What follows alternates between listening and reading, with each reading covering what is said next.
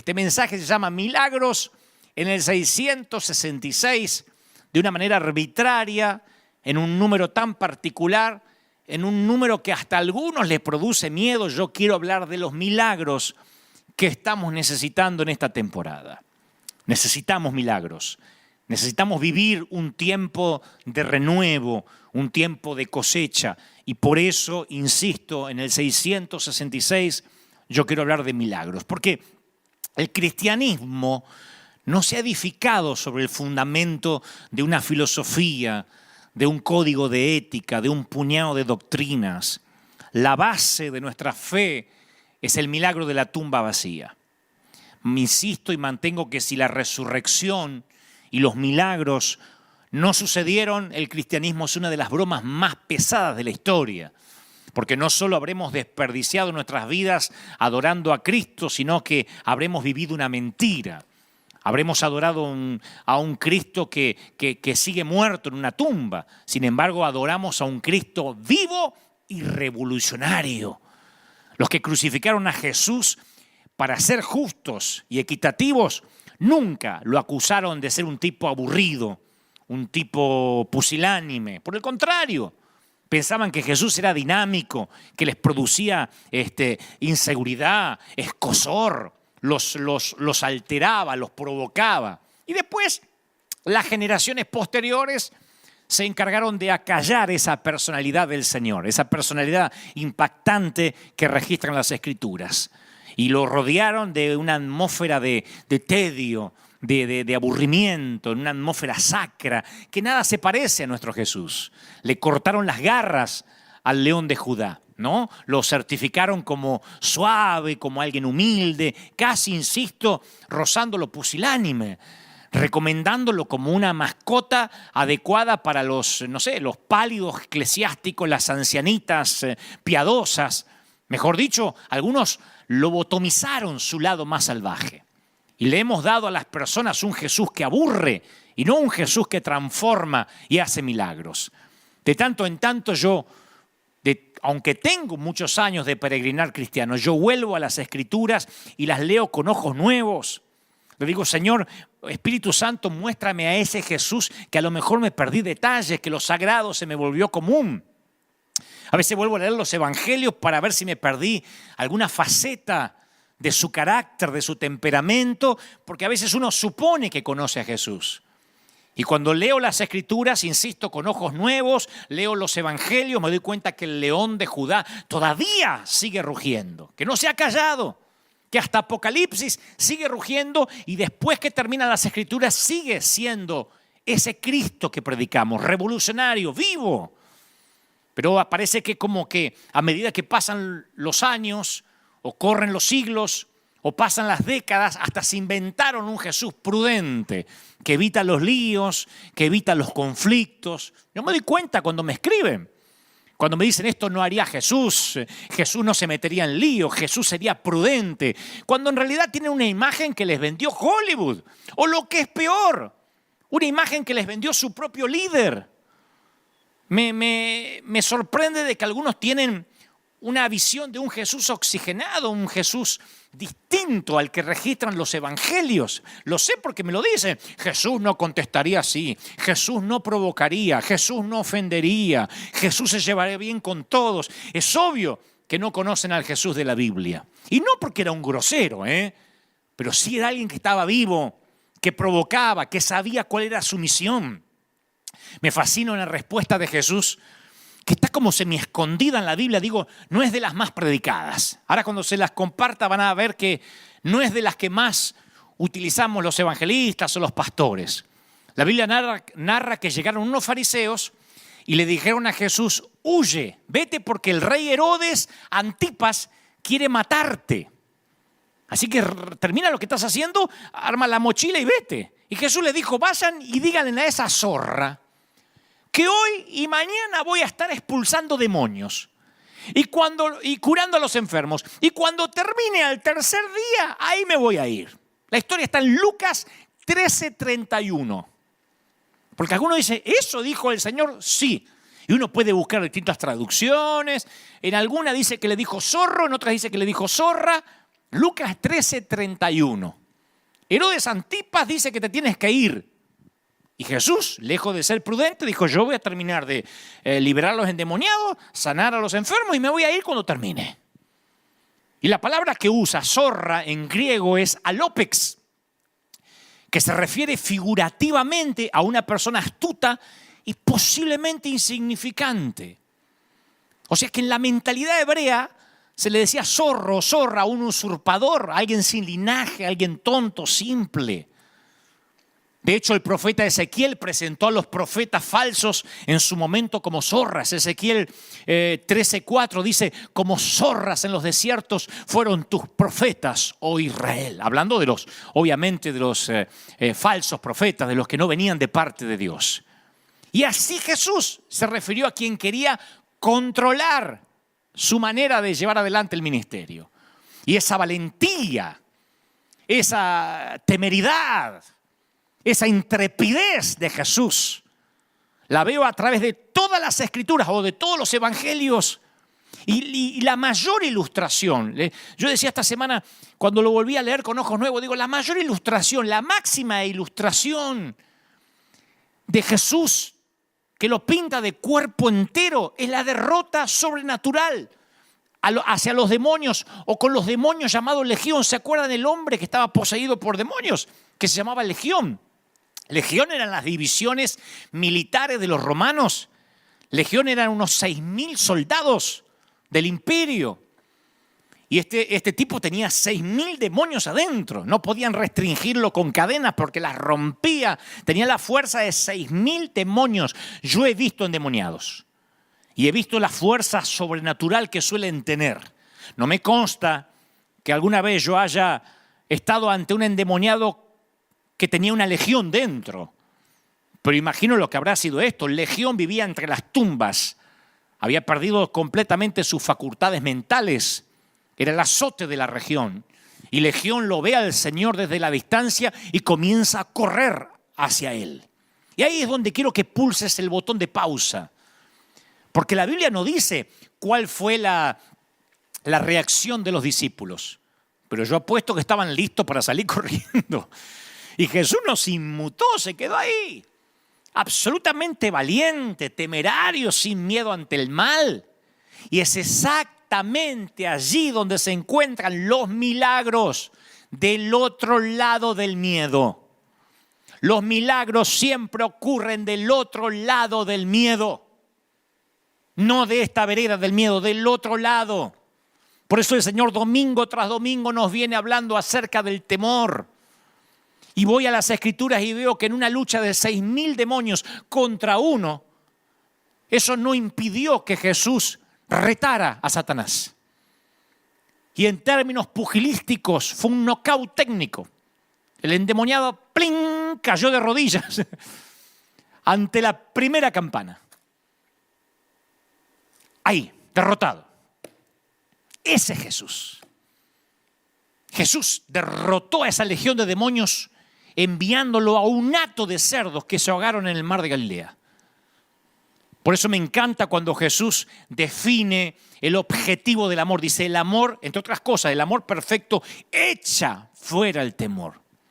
Porque el amor lo que te hace es pararte firme en tu fe. El amor hacia Dios hace que te pares firme ante una legión de demonios, ante una legión de virus, ante una legión de pandemias. No importa cuáles son tus circunstancias. Si temes a Dios, lo diré otra vez, no tienes nada más que temer, ni a nada ni a nadie. Y eso incluye al mismo diablo o a sus 6.000 demonios. Hay miles de fobias clasificadas. Hay miles de miedos. Pero solo nacemos con dos que se presumen que pueden ser congénitos.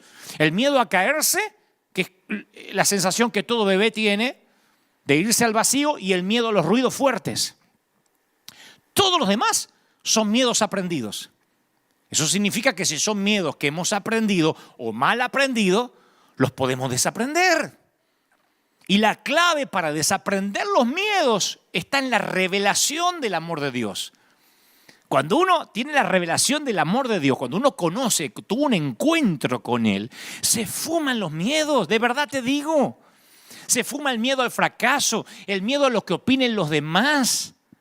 Yo no podría haber llegado hasta donde Dios me trajo en su providencia divina con miedo a lo que opinen los demás. A mí no me importa lo que digan los demás. Y los que me siguen hace años saben que de verdad no me importa. Ni los aplausos, ni las críticas. De nadie, ni de los colegas, ni de la gente. Solo me interesa lo que Dios opine de mí. Perdí el miedo al qué dirán. No me importa. De verdad, no me importa el qué dirán. Hace años. Me resbala todo, piel de rinoceronte. Mucho menos voy a tener miedo a una enfermedad, a un virus. Si sigues creciendo en el amor de Dios, lo único que te queda es el temor a Dios. Por eso el domingo pasado y el anterior Dios nos vino hablando de tener temor a Dios para no tenerle más miedo a nada. La voluntad de Dios y servir al Señor y estar alistado en su ministerio no es una póliza de seguros. Nos vamos a enfrentar con legiones, nos vamos a enfrentar con dificultades. Aquellos que algún día corrieron a un altar o en la intimidad de su habitación hicieron el pacto de servir al Señor, bueno, sepan que se metieron en un plan atrevido, audaz, valiente, temerario. No tenemos el llamado, la comisión de sostener el fuerte prudentemente hasta que vuelva Jesús. Ser prudente con los que nos quieren controlar. No, el Señor nos dijo que nosotros tenemos la misión, que Él murió por nosotros porque tenemos la misión de ser peligrosos, temerarios, audaces. De eso tenemos que estar hechos los líderes. El Señor murió para que retemos a las legiones, al diablo, y vivamos una atmósfera de milagros. ¿Qué son los milagros? Bueno, por definición, es la violación de las leyes naturales. Cuando decimos, y esto es un milagro, no tiene explicación ni científica, ni lógica, ni de sentido común. Y yo sé que hay una línea muy delgada entre el discernimiento y el escepticismo, el no creer. Discernir es filtrar lo falso, tenemos que discernir. Cuando uno discierne, obtiene lo verdadero, sonsaca lo bueno de lo malo con la ayuda del Espíritu Santo. Pero nunca hay que permitir que la existencia de lo falso, que sí lo hay, nos impida creer lo que es verdad. Porque si cortamos, si eliminamos los milagros, le cortamos las piernas al cristianismo, nada tendría sentido. Ahora, yo soy consciente que hay mucha gente desilusionada mirándome ahora que ha perdido la fe, la esperanza de recibir un milagro. Que ya no tiene esperanzas de volver a creer. Yo sé que del otro lado hay gente que se llevaron fiascos yendo a cruzadas o un líder les falló o alguien les prometió que tendrían victoria o que comprarían la casa, que tendrían un auto nuevo, que se sanarían del cáncer y de pronto tuvieron que despedir a un ser querido o caminar por un panteón preguntándose qué falló. Pero es un error que permitamos que una desilusión o que varias nos hagan tirar la toalla y que ya no esperemos milagros del Señor. Es un error generalizar.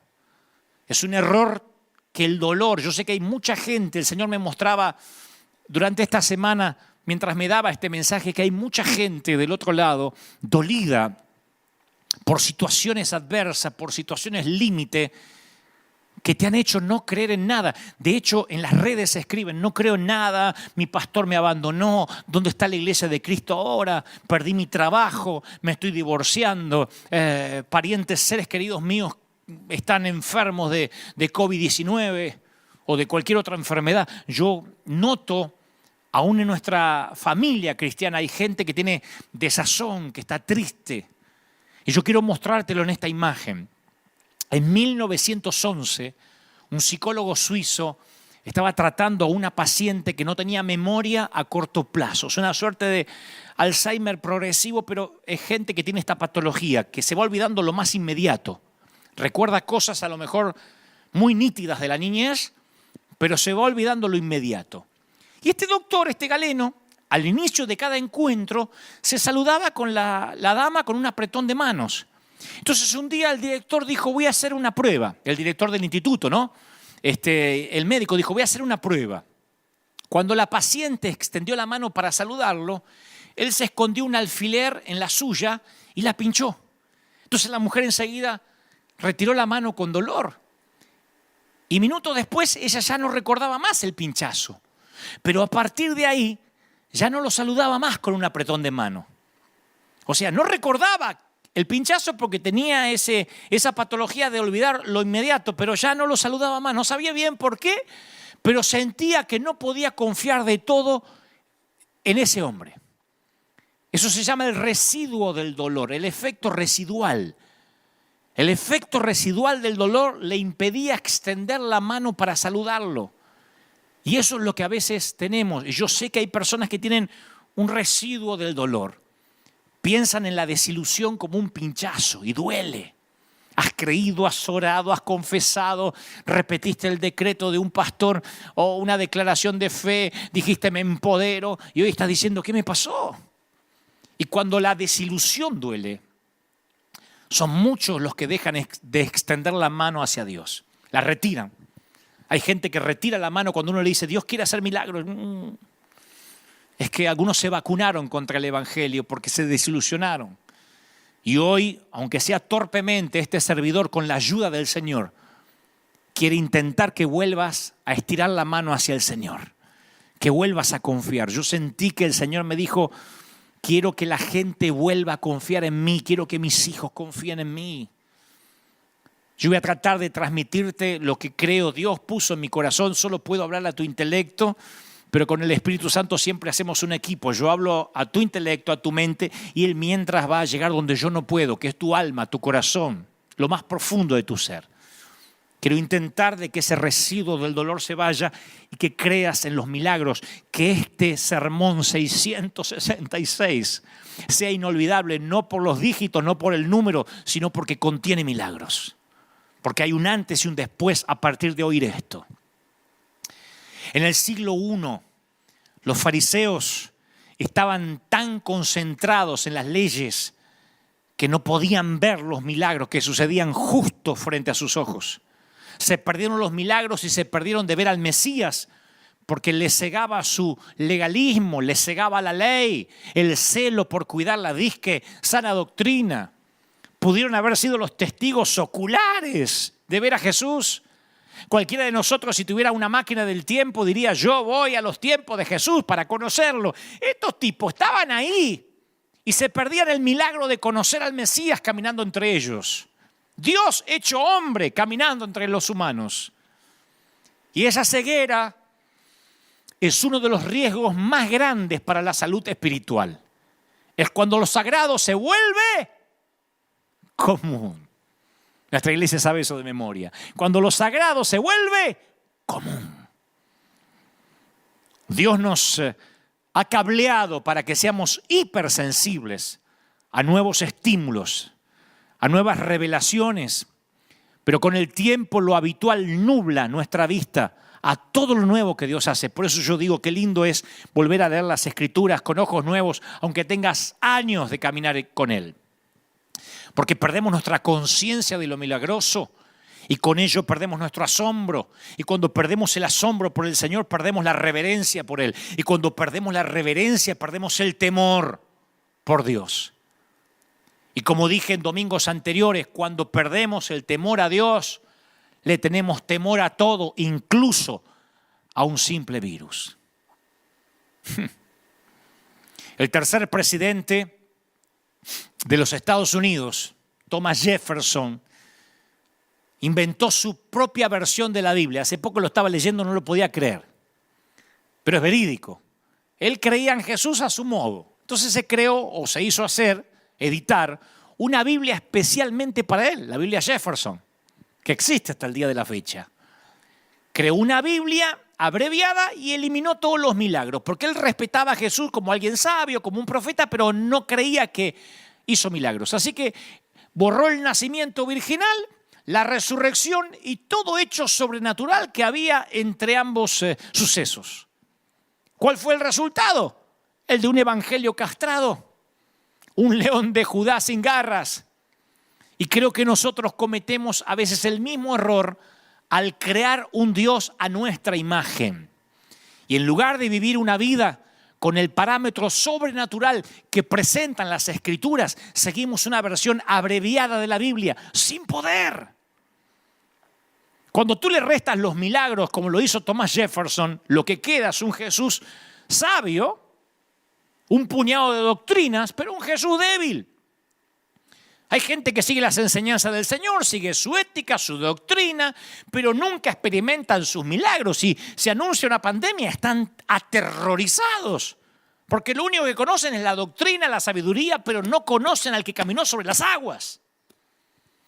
Y se convierten en personas, como dice un querido pastor amigo de Argentina, que en lugar de seguir a Jesús, siguen los consensos, la democracia, lo que dice la mayoría, y piensan que la voz del pueblo es la voz de Dios. En Juan 14:12 tenemos una de las declaraciones más valientes de la Biblia, de las más poderosas. Salieron de la boca de nuestro Señor. El que cree en mí, las obras que yo hago, también Él las hará. Y aún las hará mayores.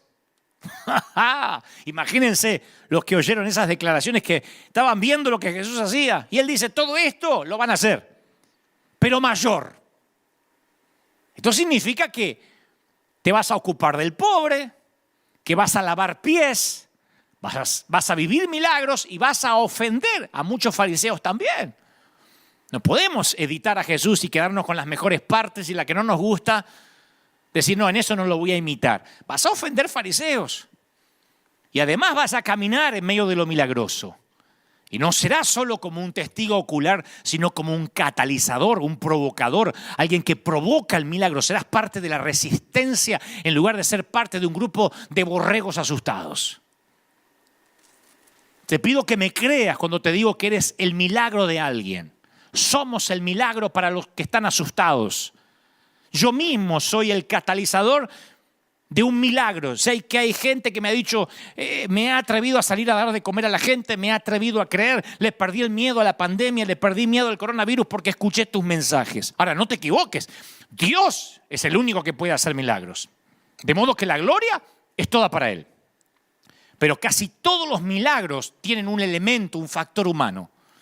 Hay que hacerlo natural antes de que Dios haga lo sobrenatural. Hay una parte que nos compete a nosotros. Y los que se esconden en las trincheras, esperando que el fuego pase, esperando que todo amaine, o teniendo miedo a los gobiernos que van en contra de lo que Dios ordena, o que quieren ordenar cómo debemos adorar a Dios. Yo te aseguro que esa gente se pierde en los milagros. Yo voy a hablarte rápido de 3 milagros del Señor. Cuando hacía este mensaje, cuando el Señor me lo daba, me venían tantos a la mente, y si no me alcanza el servicio de hoy o el mensaje de hoy, los continuaré el próximo domingo. Pero hoy voy a hablar de 3 rápido, 3 milagros del Señor, y los 3 tienen que ver con esta temporada que estamos viviendo, con este momento singular que nosotros estamos atravesando. El primer milagro está en Juan 4:46. San Juan 4:46. Vino pues Jesús otra vez a Caná de Galilea, donde había convertido el agua en vino. Y había ahí un oficial del rey cuyo hijo estaba enfermo en Capernaum. Y cuando oyó que Jesús había llegado de Judea a Galilea, se fue hacia él y le rogaba que descendiese y sanase a su hijo, porque el hijo estaba a punto de morir. Entonces Jesús le dijo, si no veis señales y prodigios, de ningún modo vas a creer. El oficial del rey le dijo, Señor, desciende antes de que mi hijo muera. Y Jesús le dijo, vete, tu hijo ya vive. Y el hombre creyó la palabra y se puso en camino. Cuando ya él descendía, sus siervos salieron a recibirle y le dieron noticia diciendo, tu hijo vive. Entonces este oficial del rey preguntó, ¿a qué hora había comenzado a mejorar? Y le dijeron, ayer, a la hora 7:00 le bajó la fiebre. Y el padre comprendió que aquella era la hora en que Jesús le había dicho, tu hijo ya vive. Creyó él y toda su familia. Maravilloso. En el siglo I había en Israel círculos sociales muy diferentes para los funcionarios reales y los rabinos o los rabíes judíos itinerantes. estaban muy separados. O sea, uno eran como la chusma y otro eran la gente de élite, el VIP.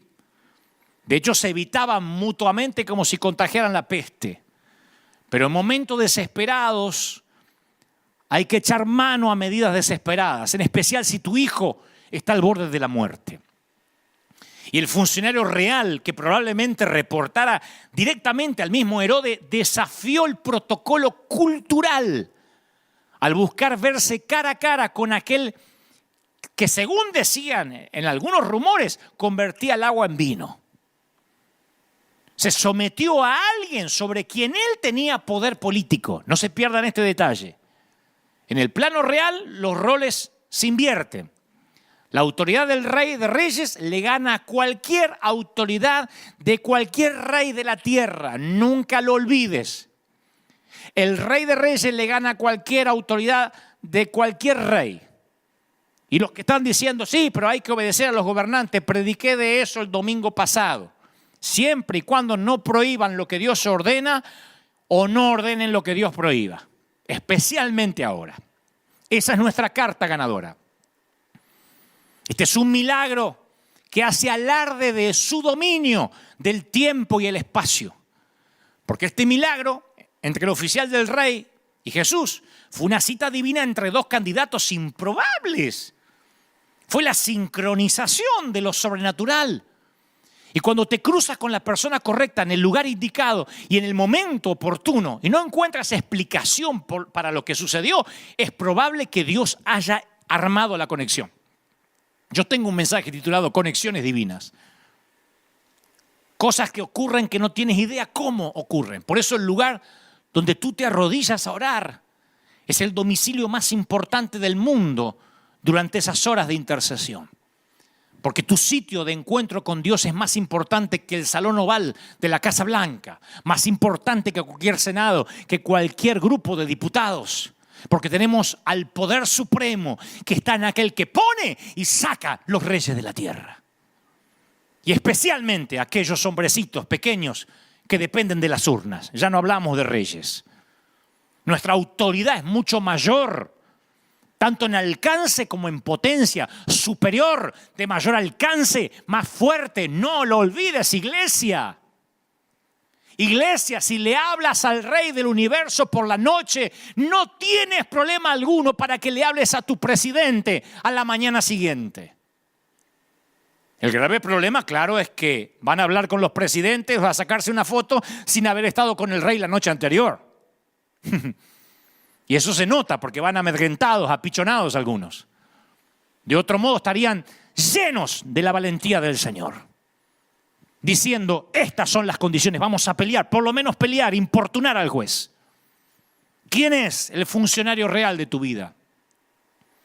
Porque no tienes que dejar que ningún poder humano te intimide si ese poder va en contra de lo que Dios ordena. Tú respondes, yo respondo a un poder muy superior.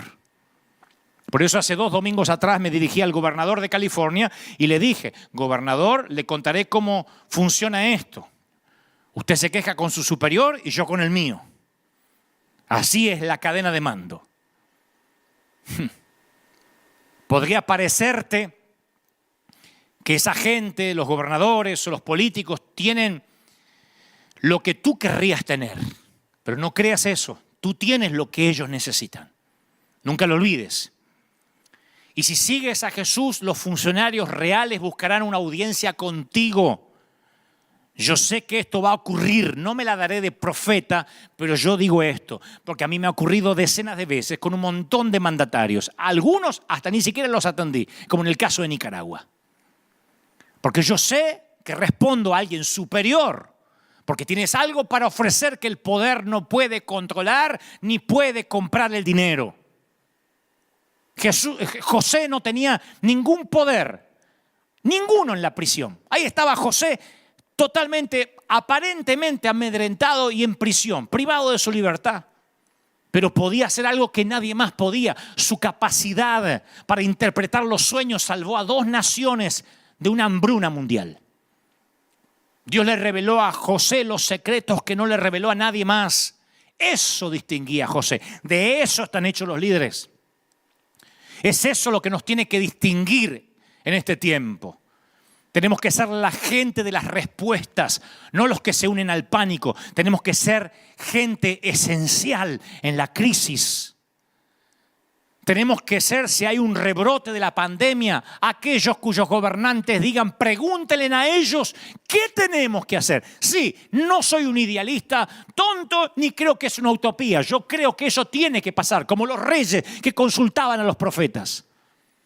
Como la desesperación que tenían los reyes cuando iban a Samuel o a cualquier profeta que estaba cerca. ¿Qué tengo que hacer? Dios nos conoce a todos.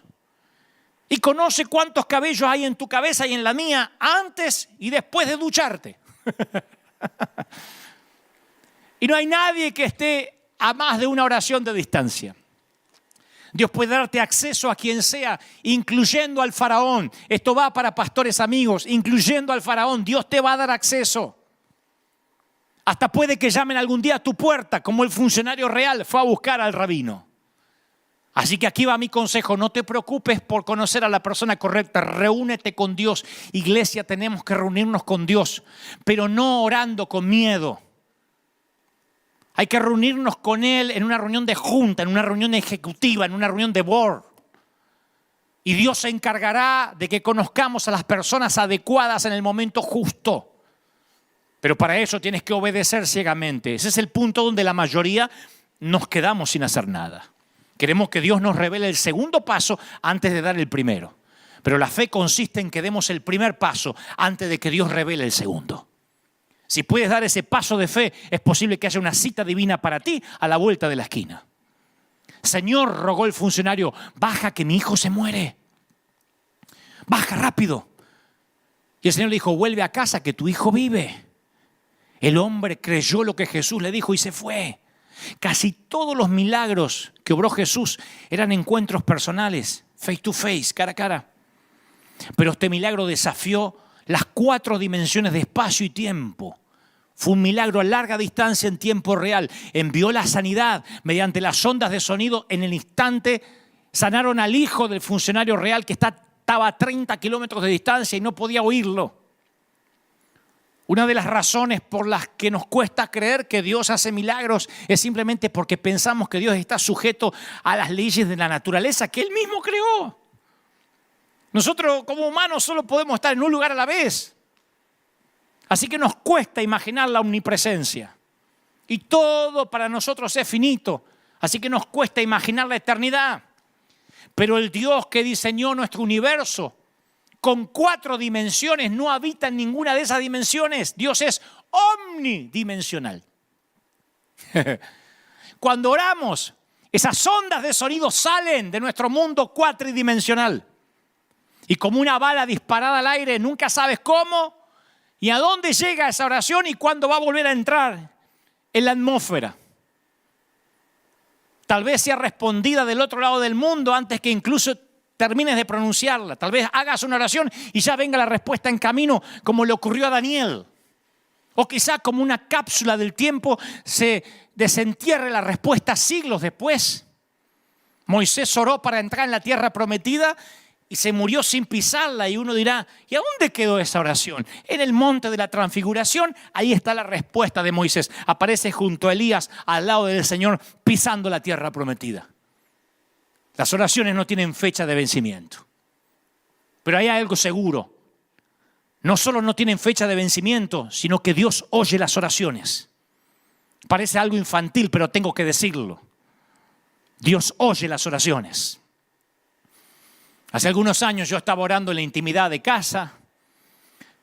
Necesitábamos finanzas, para variar. Necesitábamos comenzar con un programa de televisión, con un proyecto. Y no sabía a quién llamar. Así que cuando uno no sabe quién llamar, a veces es bueno porque uno se pone a hablar con quien tiene que hablar. Me reuní en una mesa de junta con mi padre. Fui a hablar con mi superior.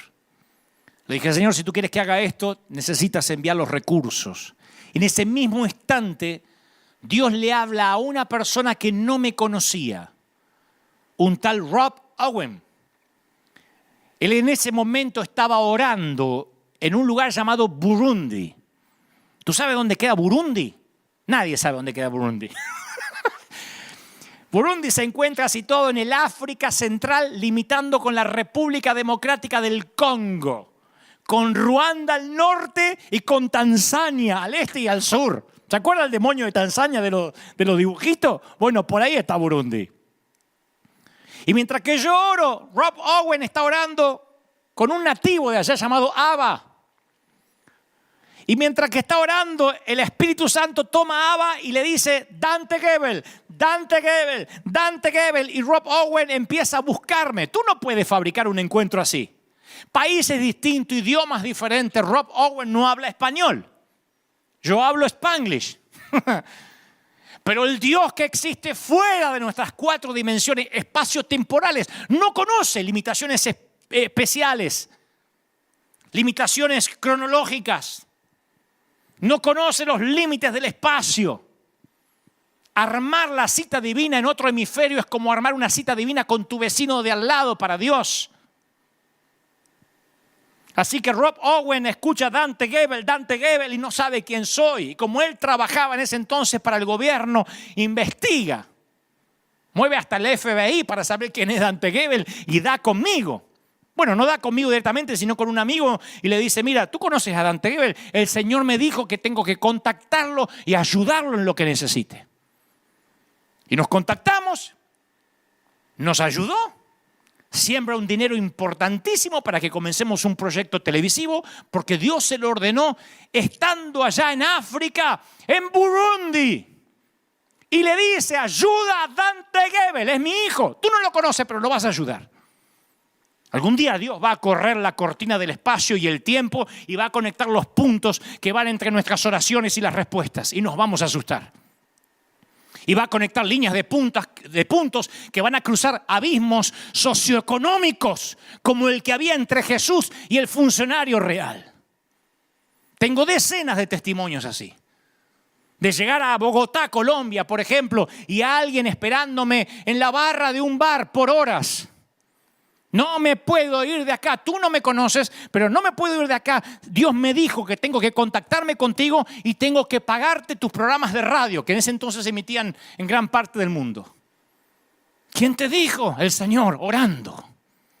Yo creo en ese Dios. Cuando este oficial les preguntó a su hijo, a la gente que estaba cuidando a su hijo, cuándo su hijo empezó a sentirse mejor, le dijeron ayer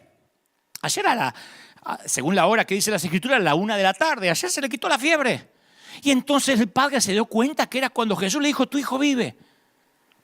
Entre Capernaum y Caná hay 30 kilómetros, solo se podía caminar. Capernaum estaba a más de 200 metros bajo el nivel del mar, por lo que el camino a Caná era cuesta arriba todo el tiempo. Y mi querido, para algunos milagros hay que sudar. Tu esfuerzo no va a hacer que suceda el milagro. Pero si no te esfuerzas, tal vez no ocurra el milagro. No se puede acceder a un milagro o ganárselo, pero el esfuerzo sí es parte de la ecuación en todas las Escrituras. Tal vez tengas que caminar 30 kilómetros cuesta arriba, pero tu esfuerzo extra podría ser el catalizador para que ocurra el milagro. Pregunto, ¿aceptarías llenar 6 vasijas de piedra? ¿Aceptarías correr la piedra de la tumba? ¿Abrirte paso entre la multitud? ¿Romper un techo para bajar a un amigo paralítico? ¿Ir con los ojos untados de lodo hasta el estanque? Muchos siguen a Jesús hasta el momento de la incomodidad. Y después ya no más. Estamos dispuestos a seguir a Jesús siempre y cuando nuestros planes no se desvíen y nos incomode demasiado. Llegamos a la iglesia y preguntamos si fuera un club. ¿Acá piden diezmo? Acá hay que poner algo, te piden algo, te exigen algo, porque yo sigo a Jesús, me cae bien el tipo, pero no quiero que me incomode, ¿eh? Son los que ahora temen por la vida. A ver si me cuesta la vida seguir a Jesús. No, cuidemos, no, a ver si me cuesta la vida. Son los que tienen la Biblia de Thomas Jefferson, el Cristo sabio, pero sin milagro, sin poder. Sin embargo, lo que definió al buen samaritano fue que estuvo dispuesto a incomodarse. Y así se convirtió en el milagro de la otra persona. Nosotros nos incomodamos para salir a la calle. Nos arriesgamos. Cuando vamos a Los Ángeles, a pleno centro, a pleno downtown, que ahora está más caliente que nunca por este caso de discriminación o de lo que es de conocimiento público, la cosa está brava. Dan ganas de decir, ahora seamos prudentes. Que ahora no coman los que están en la calle, que no coman, porque tampoco hay que seguir a Jesús, pero no tanto riesgo. La mayoría de los milagros no se dan en la calle principal de la ciudad, sino en el sendero tortuoso, en el sendero serpenteante a 30 kilómetros.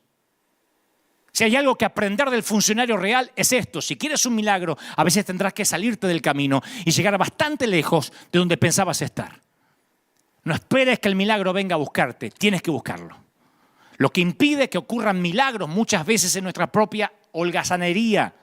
Tenemos que ir más allá. Es lo que hizo la mujer que tenía hemorragias, que se coló en medio de la multitud para tocar el borde de su manto. Lo que hicieron los 4 amigos que bajaron al inválido. A veces Dios quiere ver que te tomas esto en serio. ¿Qué estás dispuesto a hacer por tu milagro? ¿Qué estás dispuesto a hacer que esté a la altura de lo que le estás pidiendo? Quienes recibieron una respuesta no dejaron de rodear su Jericó hasta que los muros cayeron. ¿Recuerdas la historia de cuando Jesús sanó con barro al ciego? Requirió 2 intentos. Hasta Jesús tuvo que orar más de una vez. Porque cuando le oró la primera vez, Jesús no se conformó con una visión 2080, 2040. Así que volvió a orar por el milagro 2020. Y le puso la mano de nuevo sobre sus ojos.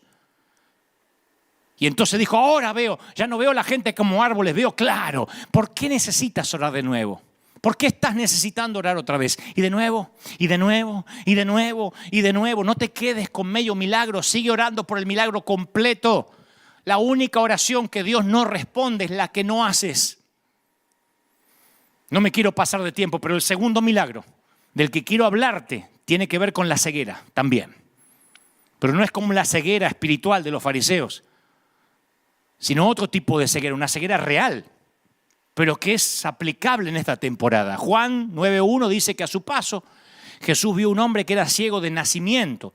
Y los discípulos que, en lugar de pensar, ayudemos al ciego, Jesús, sánalo, ellos querían la teología de la ceguera, ¿no? ¿Quién pecó? ¿Este o sus padres? Buscando dónde estaba la conspiración.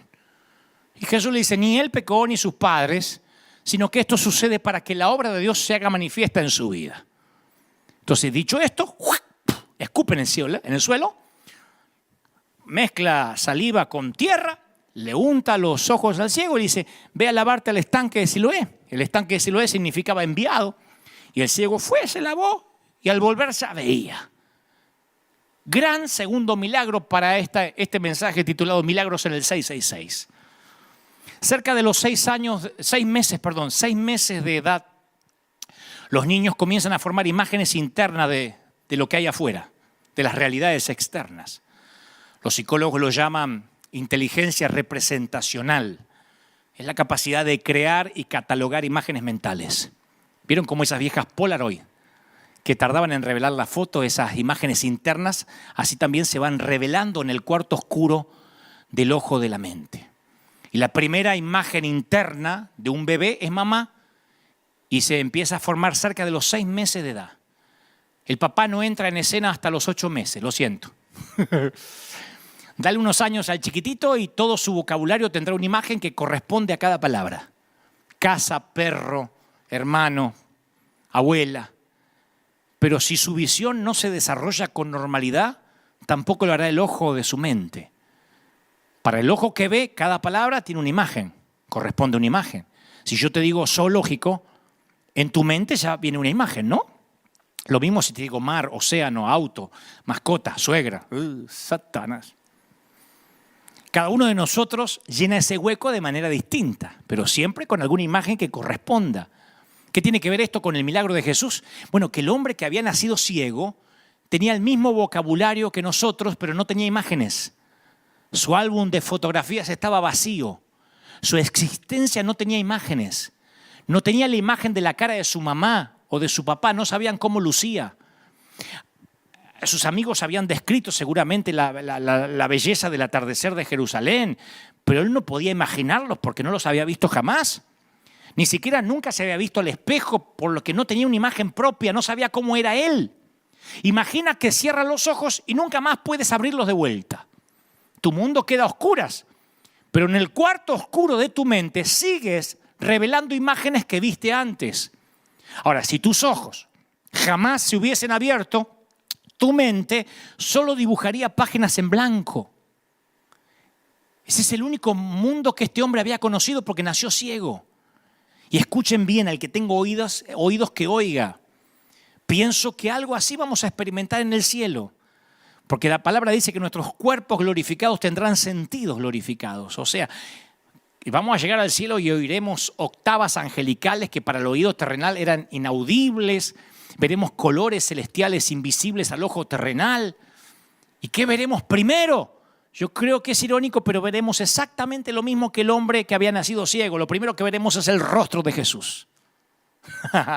¿Qué es lo primero que vio este hombre cuando volvió? La ceguera, por cierto, es lo que encierra el mayor grado de dificultad debido a la complejidad del ojo humano. Jesús no solo sana a un hombre ciego, sana a un hombre que había nacido ciego. Y esto tiene un significado especial. Señores, no había conexiones sinápticas entre el nervio óptico y la corteza visual en el cerebro de este ciego.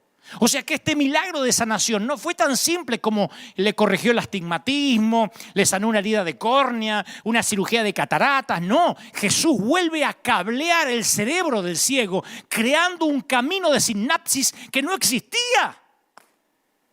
Yo no sé si sabías que los bebés técnicamente nacen ciegos. Por eso las caras que a veces le hacemos a los bebés, ¿qué pasó?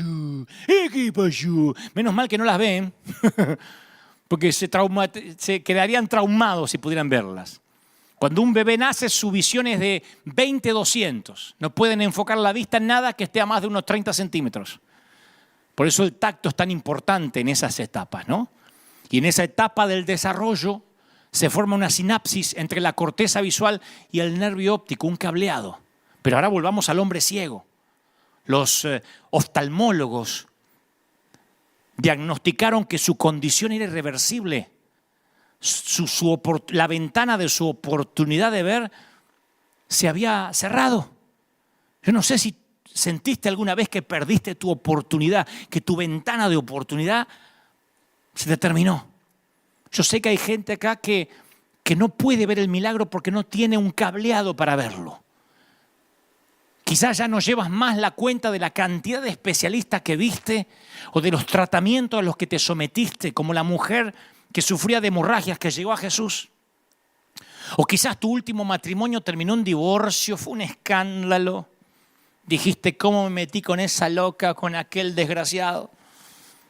Y ahora sientes que no puedes amar a alguien de nuevo, que ni hablar de confiar en otra persona, como la mujer samaritana que estaba junto al pozo. 5 maridos había tenido y ahora estaba viviendo una aventura. O tal vez tienes un estigma que te apartó de los amigos, de la familia. ¡Oh! Me parece que tiene COVID-19. Estábamos repartiendo comida hace unas semanas atrás en los barrios y sale una vecina a gritar, ¡acá no le dejen! Que está contaminado. No tiene que comer el hombre. No, váyanse, tiene COVID, tiene corona. Porque al lado había uno que estaba contaminado, ni siquiera había que dejarle comida en la puerta. Obviamente hicimos caso omiso, le dejamos comida. Quizás te pasa así como los leprosos que gritaban, ¡inmundo!, para que nadie se les acerque. Y el Señor va y los toca. O te sientes sexualmente tan desastroso que ni siquiera sabes bien cómo es la sexualidad sana, ni cómo se siente, como la mujer atrapada en adulterio. No son teorías, no son hipótesis, son las personas a las que Jesús sanó. Y yo no conozco tus circunstancias personales y específicas, pero sí sé que Dios puede crear un nuevo circuito sináptico o reparar uno existente. Es el Dios de las segundas oportunidades, de las terceras oportunidades, de las cuartas, de las milésimas. Nunca es demasiado tarde. Cuando Jesús se involucra, nunca digas nunca. Alguien tiene que decir amén. Maestro, para que este hombre haya nacido ciego, ¿quién pecó? ¿Él o sus padres? Suponían que se trataba de una maldición generacional, de un tema de pecado, andá a saber, o la falta de fe. Y él dice, no, esto sucede para que la obra de Dios se haga evidente en su vida. Cuando la vida no sale según lo planeado, buscamos a quién culpar. Es una tendencia que tiene su origen en el jardín del Edén, cuando Eva acuñó la frase, el diablo me hizo hacerlo, y Adán, la mujer que me diste. En el juego de las culpas nadie gana. No podemos vivir culpando a los chinos, a los murciélagos. Es que los chinos, es que esto lo sabía la Organización Mundial de la Salud. Bueno, ya está. No podemos vivir culpando y no hacernos cargo de lo que nos compete a nosotros. Porque en este juego de echar las culpas es un juego que solo deja el amargo sabor de la lástima. Las circunstancias que a menudo le pedimos a Dios que cambie son justamente las circunstancias que Él muchas veces usa para cambiarnos. Esta pandemia nos está dando nuevas estrategias. A algunos les sacó a flote la cobardía y a otros les sacó a flote su valentía. Por eso es falso suponer que la voluntad de Dios es una póliza de seguros. Es un plan peligroso, es un plan temerario. Fíjense en Hebreos 11. Dice la palabra, me faltaría hablar de Gedeón, de Barak, de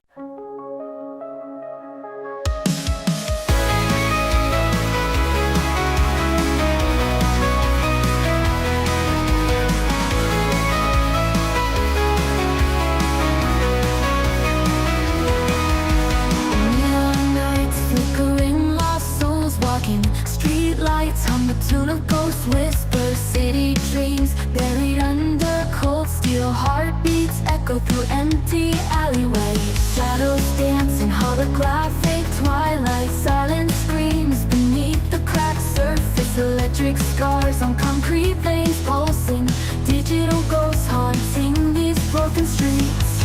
Lights fade, whispers scream lost in static haze. Voices echo longing traces in the air. Spirits rise, neon skies, dreams in disarray. Echoes of the night calling, can't escape despair. Winding roads through virtual despair. Broken hearts left in empty squares. Faceless eyes watching from down corners. Synthetic love disintegrates like morning fog. Shadows dance in holographic twilight. Silent screams beneath the cracks of faded moon. Lonely hearts trapped in mirror reflections. Lifeless eyes staring into neon gloom. Lights fade, whispers scream lost in static haze. Voices echo longing traces in the air. Spirits rise, neon skies, dreams in disarray. Echoes of the night calling, can't escape despair. Winding roads through virtual despair. Broken hearts left in empty squares. Faceless eyes watching from down corners. Synthetic love disintegrates like morning fog. Flicker in the distance, a warmth breaks the night. A single bloom pushing through cracked concrete, a fight for something real, a touch, a connection untold. A melody breaks the silence, a story to unfold. A ragged voice, a lone guitar, a song in the square. Singing of hope of breaking free, a dream to repair. The lonely gather drawn by the sound. Faces light up, shadows retreat from hallowed ground. Lights flicker, whispers rise above the static fight. Voices join the chorus, the symphony takes flight. Spirits soar, neon sky, dreams ignite the night. Echoes of the night calling, can't still us in the light.